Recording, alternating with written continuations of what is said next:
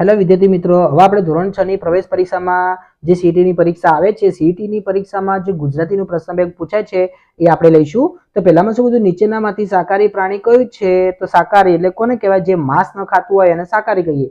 ચિત્તો માંસ ખાય તો ના ગણાય, વાઘે માંસ ખાય એના ગણાય, બકરી માંસ ના ખાય એટલે બકરી આવશે આપણો જવાબ. ચલો બીજો, શાળા શબ્દની વધુ નજીકનો વિકલ્પ કયો છે? શાળા શબ્દની વધુ નજીકનો વિકલ્પ કયો છે? રસોડું, બેઠક ખંડ, પછી સોફા સેટ, એ તો કોઈ શાળામાં ના હોય. ચલો બગીચો, સોફા સેટ, હિંચકો, સોફા સેટ શાળામાં ના હોય.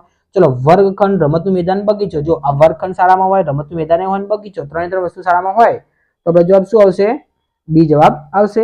નંબર ત્રીજો લઈશું. ત્રીજામાં શું કીધું છે કે સાપના રેઠાને શું કહેવાય? સાપ જે રહેતું એને શું કહેવાય? ઘર કહેવાય? ના. બોર્ડ? ના. દર કહેવાશે. શું કહેવાશે? દર. ચલો ઉંદરના રેઠાને શું કહેવાય? ઉંદર રહેતું એને શું કહેવાય? એને પણ દર જ કહેવાય. ચલો આ ચિત્રને આધારે નીચેનામાંથી કયો વિકલ્પ સૌથી વધુ સાચો? જો અહીંયા એક ચિત્ર આપેલું છે, છોકરી દોડે છે, તો અહીંયા કયો આવશે? એક છોકરી દોડી રહી છે, આપણો સાચો વિકલ્પ આવશે. ચલો નંબર 6 લઈશું. આમાં શું કીધું છે? 15 ઓછા 5 એટલે બરાબર 10. 15 માંથી 5 10 વધ્યા. તો ગણિતની આ રકમ માટે નીચેમાંથી કયું વિધાન સાચું છે? તો કે 15 માંથી 5 બાદ કરતા જવાબ 10 મળે, એ જ આવે ને. 15 માંથી 15 જાય તો 10 આવે કદે? ના આવે. ઓકે, 5 માંથી 15 જાય તો કદે 10 આવે? ના આવે. તો 15 માંથી 5 બાદ કરો, જવાબ 10 આવે છે. તો આપણે જવાબ શું આવશે? બી જવાબ આવશે. નંબર 7 લઈશું. એમાં શું કીધું છે? કૂતરું છલાંગ મારીને પલંગ પર શું હવે? કૂદ્યો કે કૂદ્યું? તો કૂદ્યું આવે. તો આપણે જવાબ આવશે પહેલો. ચલો રાધાએ ગીતાને ખાલી જગ્યા નોટબુક આપી, તો રાધાએ ગીતાને શું કહેવાય? પોતાનું કહેવાય? ના. પોતાનો કહેવાય? ના. પોતે કહેવાય? ના. પોતાની નોટબુક આપી હતી. ચલો ખાલી જગ્યા ધમ કરતો જંગલમાં ચાલતો હતો. કોણ ચાલે ધમ કરતું? હાથી. ચલો દ્રાક્ષ સ્વાદે ખાલી જગ્યા હોય છે. દ્રાક્ષ સ્વાદે કેવી હોય? ખાટી હોય છે. આપણો જવાબ છે ખાટી. ચલો 11મા પ્રશ્ન એમાં શું કીધું? યોગ્ય ક્રમમાં ગોઠવેલ શબ્દો ધરાવતું વાક્ય કયું છે? યોગ્ય ક્રમમાં ગોઠવેલ શબ્દો ધરાવતું. જો ખેતરમાં ડાળ પર ટમેટું ઝૂલતું અને તડકાની મજા લેતું હતું, આ છે યોગ્ય ક્રમ. તો આપણો જવાબ શું હશે? સી જવાબ આવશે. શબ્દોને યોગ્ય ક્રમમાં ગોઠવેલા શબ્દો હોય તેવો વિકલ્પ પસંદ કરતો કે અમે ઊંટ ગાડીમાં સવારી કરી શાળાએ જઈએ છીએ, તો આપણો સી જવાબ આવશે. તો નંબર 13 લઈશું. લીટી દોરેલ શબ્દના બદલે કૌંસનો શબ્દ મૂકી સાચું વાક્ય બનાવો. અનિલ રમતો હતો, તો અહીંયા શું લખેલું છે? અનિલા. તો અહીંયા શું આવશે? અનિલા રમતી હતી. કેમ કે આ છોકરી થઈ ગઈ, આ છોકરો હતો, એટલા માટે શું આવશે? રમતી આવશે. તો રમતી હતી. નંબર 14 લઈશું. લીટી દોરેલ શબ્દના બદલે કૌંસનો શબ્દ મૂકી સાચું વાક્ય બનાવો. બાળક છે, બાળકો બદલે શું મૂકવાનું? બાળકના બદલે શું મૂકવાનું છે? બાળકો મૂકવાના છે. તો બાળક રમતું હતું, તો બાળકો રમતું હતું એવું બને? ના. બાળકો રમતા હતા. જવાબ શું આવશે? ડી જવાબ આવશે. બાળકો રમતા હતા. ચલો નંબર 15 લઈશું. એમાં શું કીધું છે? લીટી દોરેલ શબ્દના બદલે કૌંસનો શબ્દ મૂકી સાચું વાક્ય બનાવો. હું ફરવા જઈશ, તો શું આવશે? અહીંયા લીટી આવે છે, હું ફરવા જઈશ, તો હું ના બદલે આપણે શું લખવાનું? અમે લખવાનું. તો શું આવશે? અમે ફરવા જઈશું. નંબર 16 લઈશું. લીટી દોરેલ શબ્દના બદલે કૌંસનો શબ્દ મૂકી સાચું વાક્ય બનાવો. મેં ચા બનાવી, તો મેના બદલે આપણે શું લખવાનું છે? મમ્મી, તો કે મમ્મીએ ચા બનાવી. નંબર 17 લઈશું. લીટી દોરેલ શબ્દના બદલે કૌંસનો શબ્દ મૂકી સાચું વાક્ય બનાવવાનું છે. તો ગીતા વીણા વગાડતી હતી, તો ગીતા બદલે રાહુલ એટલે છોકરો આવ્યો, તો શું આવશે? રાહુલ વીણા વગાડતો હતો. જો વગાડતી તો અહીંયા શું આવ્યું? વગાડતો આવ્યો. તો આપણો જવાબ સી જવાબ આવશે. નંબર 18 લઈશું. મોરના ટહુકાનો અવાજ કેવો હોય?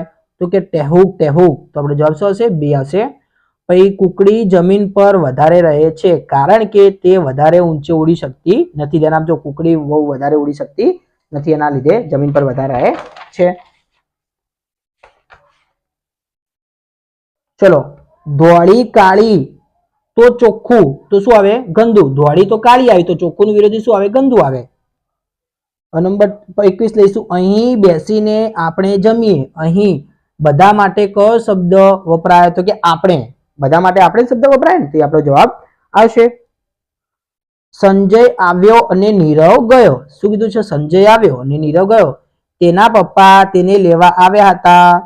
અહીં તેના માટે કોના પપ્પા આવ્યા? તો સંજય આવ્યો અને નીરવ ગયો. નીરવ ગયો કે ના ગયો? તો નીરવ એટલે કે તેના માટે કોના વપરાય છે? નીરવ માટે વપરાય. તો શું જવાબ આવશે? બી જવાબ આવશે, નીરવ. આપણો જવાબ રહેશે. હવે 23મો લઈશું. એમાં શું કીધું છે? આ સાડીની કિંમત શું છે? તો કે આ વાક્યમાં કિંમતનો અર્થ જણાવો. કિંમતનો એટલે શું કહેવાય? મૂલ્ય. આપણે કોઈ બી વસ્તુ દુકાને લેવા જઈએ તો એમ પૂછે કે આની કિંમત શું છે, તો આપણે એને શું કહેવાય? મૂલ્ય એટલે કે પૈસા. નંબર 24 લઈશું. તમે તરવામાં નિષ્ણાત છો. નિષ્ણાતનો અર્થ જણાવો. નિષ્ણાત એટલે શું કહેવાય? હોશિયાર. આપણે તરવામાં કેવા છે? હોશિયાર થાય. નિષ્ણાતનો અર્થ. પછી એનું આખું પૂરું થઈ ગયું. આખું નો શબ્દ આયુષ્ય એટલે કે આયુષ્ય એટલે કે આપણું આયુષ્ય પૂરું થઈ ગયું આપણે વાત કરીએ તો એના આખું શું કહેવાય? આયુષ્ય કહેવાય છે. મેં એક બિલાડી પાળી છે. ખાલી જગ્યા રંગે બહુ રૂપાળી છે. તો કે અહીંયા ખાલી જગ્યામાં શું આવશે? તે આવશે. તેઓ આવે. બિલાડી માટે તેઓ ના વપરાય, તે જ વપરાય. તો આપણે જવાબ શું હશે? એ જવાબ આવશે. પછી ઝાડ પરથી પાંદડા કઈ ઋતુમાં ખરે? તો પાંદડા કઈ ઋતુમાં ખરે? તો પાનખર ઋતુમાં ખરે. યાદ રાખજો વિદ્યાર્થી મિત્રો. નંબર 28 લેશું. નજીકના અર્થવાળું વાક્ય શોધો. કાજલે હકારમાં માથું હલાવ્યું.